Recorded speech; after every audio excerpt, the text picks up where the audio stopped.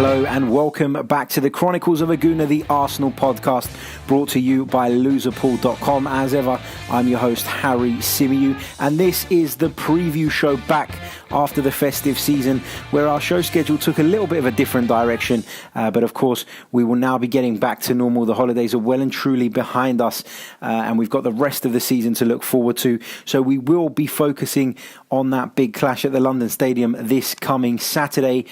But this preview show has been somewhat hijacked by an extraordinary press conference that Unai Emery took part in earlier on in the day, where he delivered some bad news, should I say, to those of us hoping for Arsenal to bring in some recruits during this transfer window. So I'm going to play you a little clip now of what Unai Emery had to say, and then we'll get into that a little bit further. We cannot sign doing some payment with one player. Only we can loan player. I don't know now his situation, but we can only sign player like a loan. And I know the club is working for the possibility who player can help us with this condition. First, with a big performance like we need now. The club is telling me each moment different situation can happen for one recruitment, but at the moment I haven't very on new news today about that.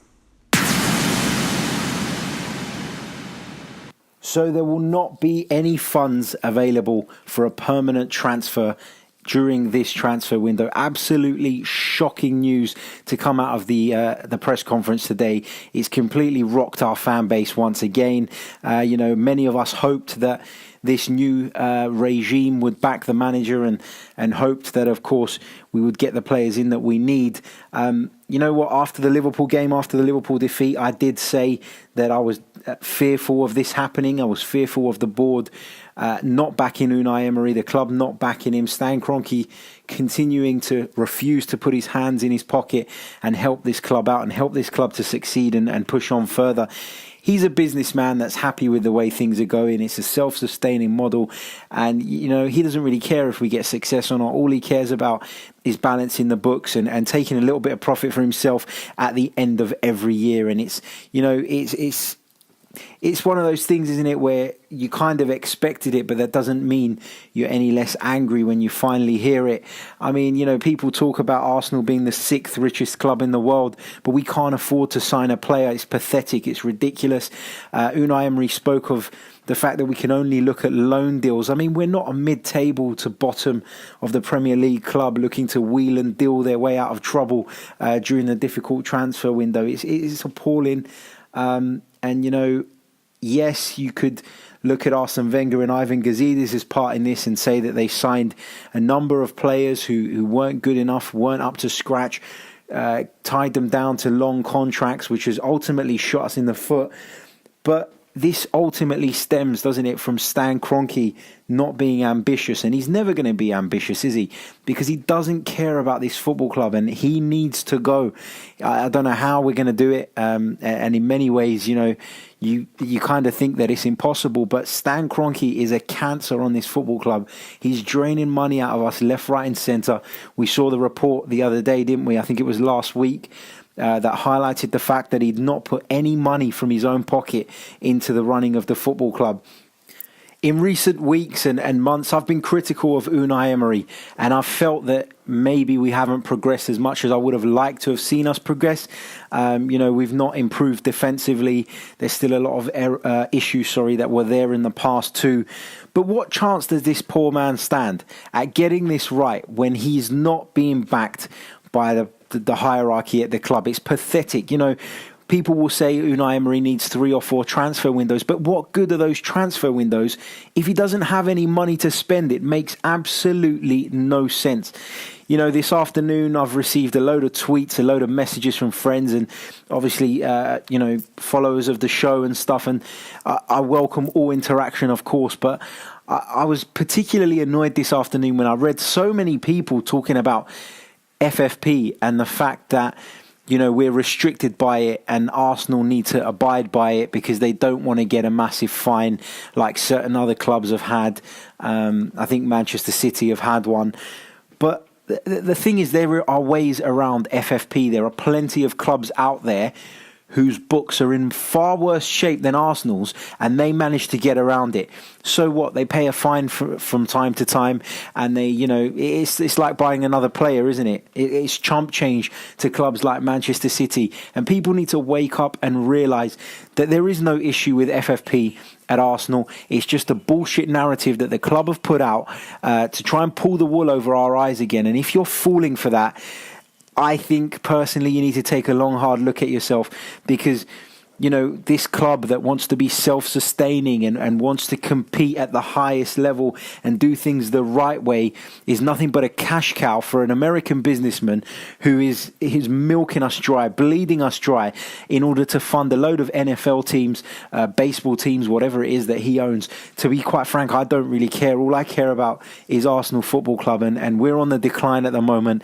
And this, should be a call to the fans to take action, to protest against this, because it's absolute nonsense. I'm sorry, a club of Arsenal's size, the 6th richest club in the world, and we cannot buy a player this January to help us try and achieve our ambitions of getting back in the Champions League. It's not acceptable.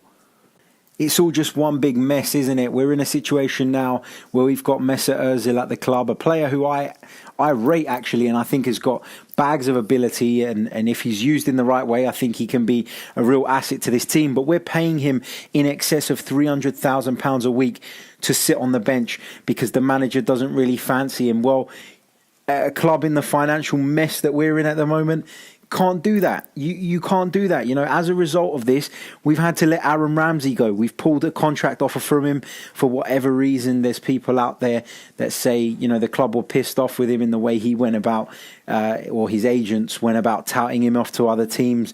And so they didn't believe that he knew nothing about it, and they ultimately pulled the plug. Fine. There could be more to that. I don't know. I'm not in the know. I don't pretend to be. But we've lost a player to Juventus, and, you can say what you like about Aaron Ramsey, but if he was shit, Juventus wouldn't be interested. And that's a fact. Juventus have taken 2 players off us now, Wojciech Szczesny, and of course Aaron Ramsey is on his way there. And for a combined fee of £13 million or something like that. It's bad business from Arsenal. You can talk about us being a well-run club. We're not a well-run club at all. We've got players on our books who shouldn't be on our books. We're paying out wages to players who hardly contribute to the team. We're stuck with a load of players like, just to pick an example, Mohamed El Neni, whose value probably hasn't risen in the time he's been with Arsenal. We've got players like Shkodran Mustafi, who we paid 35 odd million for. He's not even worth half of that now. Players like Sead Kolasinac, who is a great wing back, but is he top level? Not in my opinion. Arsenal spent a little bit of money in the past 2 seasons, but please don't forget that a lot of that was off the back of big sales, wasn't it? We bought Aubameyang, but we sold Oxlade-Chamberlain for 35 odd million. So there was only really a 20 odd million investment there. And people forget that. People seem to think that this board were helping, they were splashing the cash. They never, ever were. It was all off the back of sales. And the more this goes on and the longer this goes on for, the more you realise that Arsene Wenger's hands were tied at times. Not so much towards the end. He got a little bit of backing towards the end, and he did spend the money that he did get badly. I'm not saying that. I'm not denying that in any way. But what I will say is, for the years previous to that, where Arsene Wenger was coming under fire for allowing players to leave the club, and not extending people's contracts, not meeting their wage demands, this is a problem that stems from the very top. That problem was not eradicated when Arsene Wenger left. That problem will always be there for as long as Stan Kroenke is in charge of this football club, and he's on his way to becoming a sole owner of this club. And God help us, over the next few years. I'm really, really angry, really pissed off, really worried for the future of our club. And the longer we're out of the Champions League, the harder it is to get back in it. And, without the investment, that's simply not going to happen. So Stan Kroenke, put your hands in your pocket, put your money where your mouth is. And at the end of the day, your asset is declining in value because you're refusing to put money into it. I just don't get it. It's bad business. For someone who's a renowned businessman, it's just awful business. And, I know we're in a decent position this season. We wanted to achieve the top four, and we are within touching distance of that at the moment. So on the pitch, things are going okay. But there's, you can't sustain that, can you? The teams around you will keep spending, will keep bringing in better players and improving and moving forward, and we'll continue to stagnate because we just won't make the right investment. We bought some players in the summer. Maybe with the exception of Lucas Torreira, we were shopping in bargain hunters, weren't we? We got second-rate players, and from them, you're only going to get second-rate performances. You might be listening to this and thinking it's a bit of an overreaction on my part, but this is not an overreaction. This is something that's been boiling up inside of me for years and years and years, and you kind of hope that when Unai Emery came in and when Raul Sanllehi came in and Ivan Gazidis left, and obviously the acquisition of Sven Mislintat, that this might change. This might get better. There's a better structure in place. But the buck stops with Stan Kroenke, doesn't it? If he won't invest, then Arsenal will always be limited in what they can do in the transfer market, and therefore will never compete with the big boys. We'll never be in the running for the big prizes, and it's heartbreaking as an Arsenal fan who grew up in an era of great success, now having to watch a team who, are fighting to get back in the Champions League and probably are going to end up 5th or 6th place come the end of the season, and it's all because we've fallen behind the times. We haven't invested correctly. The club's not been run properly, and it's just disappointing, isn't it? It's all round disappointing, and I'm going to turn my attentions to the game on Saturday now, because the more I go on about this, the more stressed out I'm getting, I think. So I'm going to focus on some of the other elements of Unai Emery's press conference. I've spoken an awful lot about transfers. Just before I move on from that, I'm going to touch on what he said regarding Denis Suarez, a player who's been strongly linked with a move to Arsenal in recent weeks. And Unai had this to say. He said, "I don't know his situation now. We can only sign players later on. I know the club is working on possibilities of which players can help us with big performances like we need now." He was also asked a question about Ever Banega, a former player of his, and he had this to say: "I know this player, and he's a very good player. I cannot tell you more." Unai Emery's input in regards to transfers was also questioned in the press conference, and he responded with, "I can say to you that the club is working. The club is telling me the different situations in each moment. At the moment, we haven't had any news today about that." I think he's avoided the question there. Perhaps he's not understood it completely. Now, moving on to the team news for the West Ham clash. He did confirm that Mustafi, Monreal, Bellerin and Ozil were all training with the team. They'd all taken part in training, and the only injury concerns were those of Danny Welbeck and, of course, Rob Holding, which are more long-term. He confirmed that Mkhitaryan's back training, and also Mavropanos, a player who's been missing for most of the season. And, we could have certainly done with when we were struggling to put two centre-backs on the pitch. So Unai Emery's spoken about them helping us out, and that some of them can start playing with the under-23s in order to get their match fitness up to where it needs to be. And he ended by saying, at the moment, we are better than we were a week ago. So some positive news on that front, and hopefully, we can start to pick up results again, and string together another really decent run, and hope that that's enough to scrape into the top four. He was also asked about Manuel Pellegrini, and Unai Emery responded with the utmost respect for the Chilean manager, by saying he's a very good coach with a lot of experience, and he's won the Premier League with Manchester City. I know he needs time to create his ideas with this team. So, of course, that is complimentary of Pellegrini, isn't it? Sort of buying his mate some time. He went on to say that I think they're improving, and they also have good individual players with quality like Anderson and Arnautovic. And he went on to talk about the fact that they're playing at home on Saturday, and that will be difficult for us. Looking a little bit more closely at West Ham and how they fared so far this season, they currently sit in 10th place. They've won 8, drawn 4 and lost 9. They've scored 29 goals in the process and conceded 32. They've only actually won 2 of their last 5, so they're not in the greatest run of form at the moment, but they have really got some dangerous players, and as Unai Emery highlighted, Marco Arnautovic is one of those. And of course, Felipe Anderson is another. And I think, if I'm not mistaken, he's their top scorer at the moment. He's been a massive addition to that team. He came for a hefty fee from Lazio, but he's been worth the money so far, you have to say. And I thought earlier on in the season, I think it was our 3rd game of the season, it was certainly our first home game, West Ham came to the Emirates and they played really, really well, particularly in the first half. They caused us all sorts of problems. And to be quite frank, our defence hasn't improved a great deal since then, has it? I thought they were really clever in the way they played against us. If I remember correctly, Pellegrini deployed Antonio as a wing-back, but also Felipe Anderson was pulling out to West Ham's left, Arsenal's right, in order to expose the space that Hector Bellerin was leaving, because he was forever getting forward.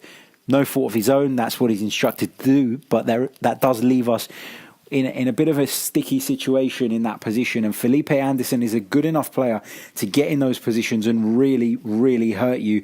They have got some real attacking threat in him, and of course Arnautovic, and Javier Hernandez chips in with goals here and there too, doesn't he? He's very much a box player, and Arsenal's defence always worries me. And so, you got to feel that if West Ham hit the right areas, I would say, if West Ham focus on the right areas of the pitch, they can really, really hurt us. So this is by no means an easy game. And my prediction here is actually a draw. I don't fancy Arsenal to go and win there. There'll be a cracking atmosphere at the London Stadium. I know a lot of people complain about the ground and talk about how far the fans are away from the pitch. But, I know a couple of West Ham fans who go there every week, and I think it's growing on them. I think they're getting used to it. I think the atmosphere for a London derby will always be pretty good. So, I don't buy that, where West Ham kind of using the stadium as an excuse for not doing well and not achieving their goals. I think that ship sailed. They've just got to get on with it, haven't they? And their owners have pumped in quite a bit of money in order to make sure that their team is forever improving. They've chopped and changed managers when necessary, but I believe they've got a really good manager there in Pellegrini, and someone who, if they give him the time, if they back him financially, he can take them on to start challenging in that sort of second league in the Premier League. So you've got the top 6, haven't you? And then you've got a little league underneath that. And West Ham, with the right investment, and if they give Pellegrini time, they could end up top of that little mini league just under the Elite 6. Right, now that brings us to my favourite part of the show, the listener questions. A huge thank you to every single one of you who sent something in today. Unfortunately, I can't go through all of them, but I have picked 4 here that I'm going to touch on. So big thanks to all of you, and to those whose questions I don't get around to, I do apologise, and I'll try and pick those up next week. The first one is from a guy on Twitter called Dro the Gooner. He says, how do we as a club find funds for midfielders, but we can't buy one central defender? Please tell me that 2 of Hogwarts greats, little Harry Potter reference there, Sven and Raul, have a trick up their sleeves. Please tell me that they have some super centre-back signing lined up this summer. Dro, my friend, I would like to think that's the case, but I can't see it somehow. I think that's a little bit of wishful thinking on your part. Thanks for your question, but I can't see it somehow. I just can't. This next one comes from Richard Wright, who often sends questions. Massive thank you, Richard, for your continued support. He says, should we be concerned if we don't buy anyone this window, or should we look to promote more youth players? And I think Richard actually submitted this question before the press conference took place. Well, now we have to face the real possibility that we may not bring anyone in during this transfer window. And, you can talk about promoting youth players. From what I've seen, I'm not sure that any of them are ready to step up to the level required. I think for me, looking at Arsenal's sort of youth ranks at the moment and the fringes of the first team, the under-23s and so on and so forth, the player that sticks out for me is Emile Smith-Rowe. But he doesn't play in a position that we're particularly short in at the moment. So, it's difficult, isn't it? I don't think that when you're talking about defence, I don't think that Zach Medley's quite ready. I think the fact that Unai Emery preferred to play Lichtsteiner at centre-back at the weekend than him tells you that, maybe Unai Emery shares that opinion that he's not quite ready. Next question comes in from Nick Pouch. He has two questions, actually. Do you think that Arsenal will ever break the bank and go out and buy the world-class centre-half the club desperately needs, like a Koulibaly or De Ligt? Quite frankly, no. I don't think Arsenal is shopping in that bracket at the moment. And his second question, which kind of follows on, is if we are not back in the UCL within the next 3 years, do you think Kroenke will change his ways? Sadly, no. I actually think that Stan Kroenke is all about letting this club be self-sufficient and turning a profit for him with minimal investment. So what that means is he doesn't want to put time and effort into it. He doesn't want to put money into it. All he cares about is being able to take a little dividend at the end of the year. Once the club is fully his, that's what he'll be doing. He doesn't want to answer to anyone. And he uses Arsenal as a bit of, I would say, as collateral, doesn't he? He uses it to probably secure loans for other things. And it's kind of like an asset that you can draw from as opposed to an asset that's growing in value. It's kind of steady, isn't it? And I think that all that will happen is if we don't get back in the Champions League is our budget will drop even more because he'll need to compensate for the difference between Europa League money and Champions League money. And, he's certainly not going to dip his hands into his pockets and do that and make up that difference. So you'd have to assume that if we stay outside of the Champions League for another few years, then Stan Kroenke will probably just lower the budget even more. So probably not the answer you wanted to hear, but that's my opinion on that. That's how I think it will go. And finally, the last question comes from ST Goon on Twitter, who, and this is my favourite, and that's why I left this one till last. Massive thanks for this one. And it's simply, where's the fucking money gone? Mate, I wish I could answer that question for you. I always give answering questions a go, but that is one that truly baffles me, and I have no fucking idea. So thank you for that. And that brings us to the end of this preview show, slightly overshadowed by the disappointing news coming out of the press conference today. So I do apologise for that. I don't want to put a downer on things, but it's something I feel really strongly about, really passionate about, and I had to voice my opinion on. Let me know what you think, whether you agree or disagree. I'm happy to have a sensible debate with anyone, so do tweet me at Chronicles_AFC. My personal Twitter is at Harry Symeou. You can find me there. You can also email us if you prefer, chroniclesafc@gmail.com. And I know I've mentioned this before in the past, kind of let it drop off, but we do have a Patreon page for those of you who wish to support the podcast. The podcast will always remain free. Don't get me wrong, that's never going to change. But what our patrons do get is priority when asking questions, and they'll get an extra episode each month, of which the content will be decided by them. So if you want to head over to patreon.com/ChroniclesAFC, check it out, have a little read, see what the money is for, and what sort of things we're trying to do with it, and how your support can help us in achieving those things and hopefully improving the show for you guys. I'll be back on Monday. I've got a few brilliant guests lined up for the West Ham review show, so I'm looking forward to that. And so until Monday, ciao.